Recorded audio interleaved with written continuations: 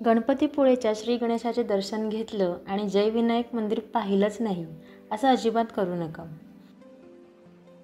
गणपतीपुळेपासून फक्त 13 किलोमीटर आणि जयगड किल्ल्यापासून देखील 13 किलोमीटर अंतरावर असलेले हे जय विनायक मंदिर कचरे गावात आहे। 2003 मध्ये JSW अर्थात जिंदाल कंपनीने बांधलेले हे मंदिर त्याच्या आधुनिक आणि पॅगोडा शैलीच्या स्थापत्यकलेसाठी प्रसिद्ध आहे।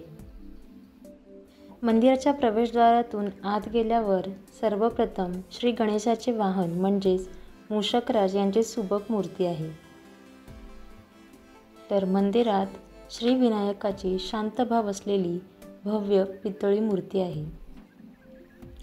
त्या व्यतिरिक्त भगवान हनुमानाची देखील 6 फूट उंच मूर्ती मंदिराच्या आवारात पाहायला मिळते।